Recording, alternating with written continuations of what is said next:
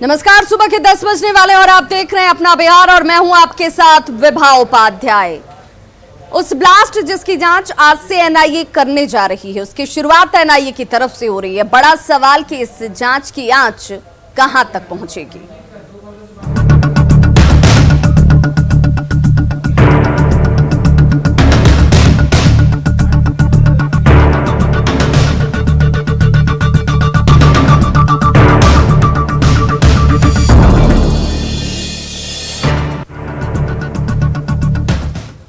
जिस धमाके से बांका का नवटोलिया इलाका दहल गया, सिहर गया और मदरसा ध्वस्त हो गया, उसकी जांच अब एनआईए करेगी।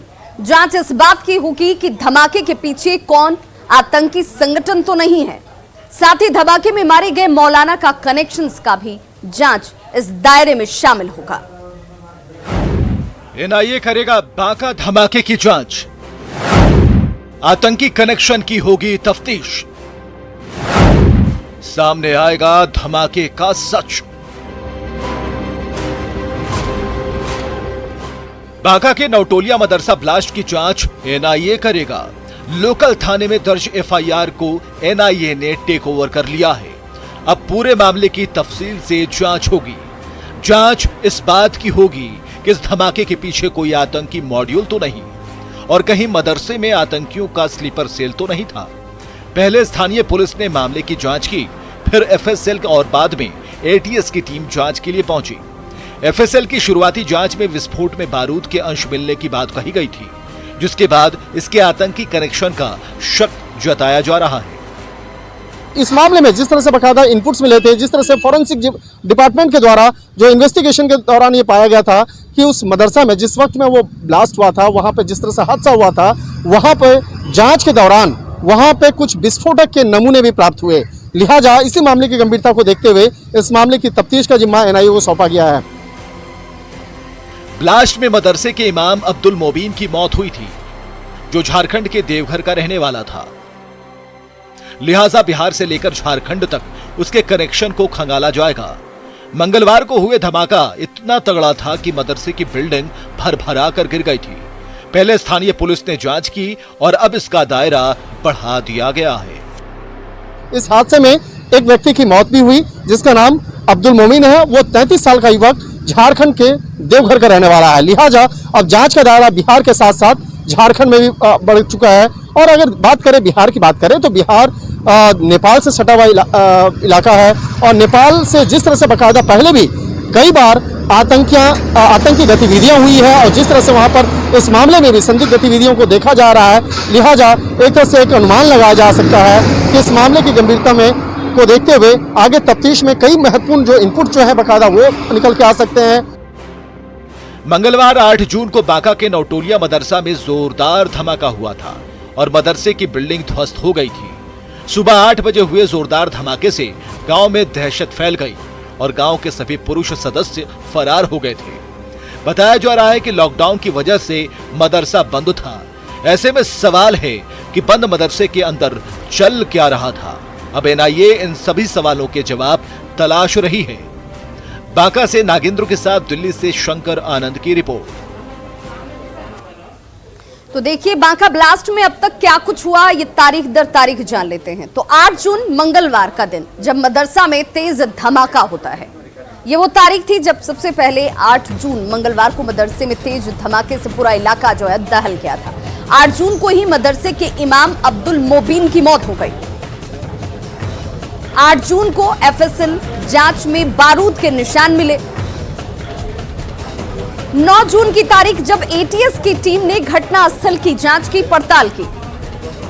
वहीं 10 जून को एटीएस की टीम ने दोबारा जांच की, घटना स्थल पर पहुंचे और 10 जून को एनआईए के हवाले जांच का जिम्मा जो है वो दे दिया जाता है। 10 जून को एनआईए ने एफआईआर को टेक ओवर कर लिया।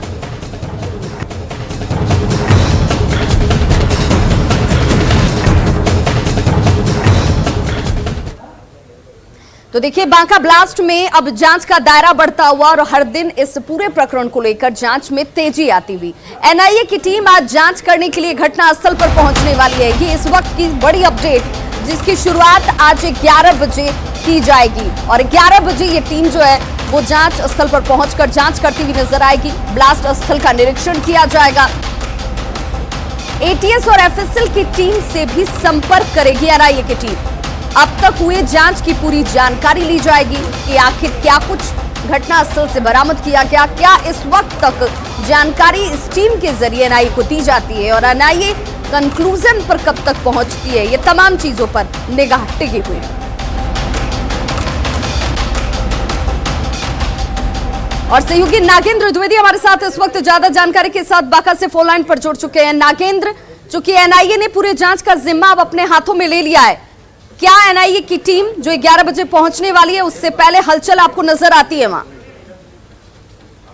मैं बता दूं कि घटनास्थल पर स्थानीय घेराबंदी करके दिनों से है और घटनास्थल को पूरी तरह से घेराबंदी कर दिया गया है। रही बात एनआईए की, तो कल एसपी और डीएम का संयुक्त प्रेस कॉन्फ्रेंस हुआ। उन्होंने एनआईए की घटना से अपने आप को अनजान बताया। और रही बात की अब तक जो एसएफएल और टीम जांच हुई है, एटीएस की टीम के जो लीड कर रहे थे रंजीत सिंह से मेरी बात हुई। उन्होंने सीधे तौर पे बोला कि अब तक की जांच में जो प्राइमा फेसी जो एविडेंस मिले हैं, कोई बड़े शक्तिशाली विस्फोटक का अंदाजा नहीं लग रहा है। एसएफएल की टीम का जो जांच के लिए गया फॉरेंसिक के लिए, उसकी कोई अभी रिपोर्ट नहीं आई है।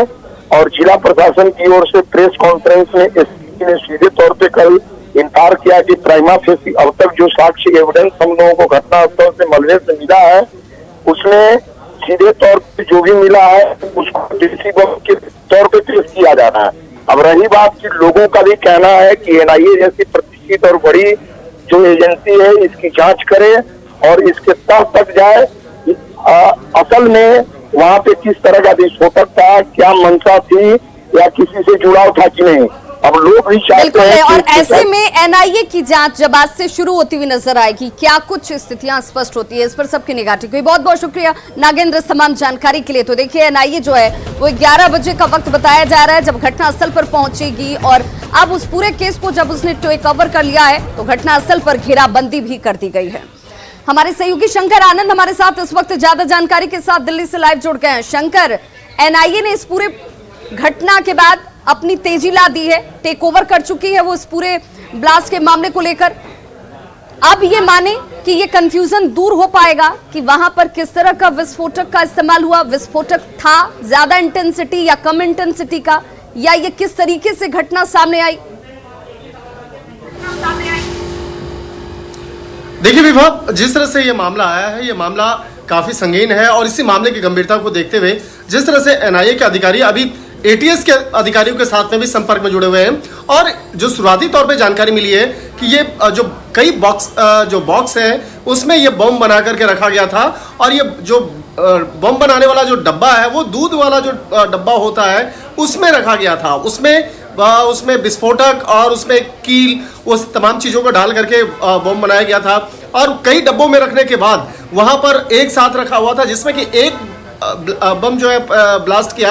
उसके बाद देखते देखते ही तमाम जितने उसके साथ में बम थे वो सारे ब्लास्ट कर गए। तो यहाँ पर जो स्पष्ट तौर पे पता चलता है कि बहुत ज़्यादा उसकी मारक क्षमता नहीं थी, लेकिन इतने मात्रा में वहाँ पे बम बना करके रखना और एक कई बक्सों में वहाँ पे बम बना कर रखा गया था। तो इसकी मंशा क्या थी, किस तरह से ये बम बनाया गया था? कहीं ये ट्रेनिंग तो नहीं चल रही थी बम बनाने की, एक बड़े स्तर की बम बनाने की, या वहां पर किस तरह से मंशा रही हो, किस तरह का वहां पे आतंकी वारदात को अंजाम देना है, या कहीं पे आतंकियों को ट्रेन करने की एक मंशा तो नहीं थी। तो इसलिए ये जो मसला है काफ़ी महत्वपूर्ण हो जाता है और इसलिए एनआईए के अधिकारी अभी लगातार एटीएस के अधिकारियों के संपर्क में जुड़े हुए हैं। और ये जो सुतली बम कहते हैं, सुतली वहाँ पे जो पतले धागे से बांधा गया था, उस धागे को बहुत अच्छे तरीके से नहीं बांधा गया था। जिस तरह से वहाँ से मौके पे जो फॉरेंसिक नमूने इकट्ठा किए गए तो उसमें तो एक बात तो स्पष्ट है कि उसमें आरडीएक्स जैसा सामान नजर नहीं आया है। आरडीएक्स जो काफ़ी तीव्र मारक क्षमता होती है तो उसकी मारक क्षमता वहां पे अनुमान लगाया जा सकता है कि आरडीएक्स तो बिल्कुल यहाँ पर आरडीएक्स के जैसे पदार्थ का इस्तेमाल नहीं किया गया, लेकिन कम इंटेंसिटी के भी बम को इस मदरसे के अंदर क्यों रखा गया था और इस बम को यहाँ पर रखने के पीछे कौन कौन से लोग शामिल थे, इस तय तक पहुंचने के लिए जांच का दायरा बढ़ता हुआ। बहुत बहुत शुक्रिया शंकर आनंद इस तमाम जानकारी के लिए। आमतौर पर कोविड अस्पताल प्रशासन की ओर से जानकारी जो है वो सामने रखी जाती है।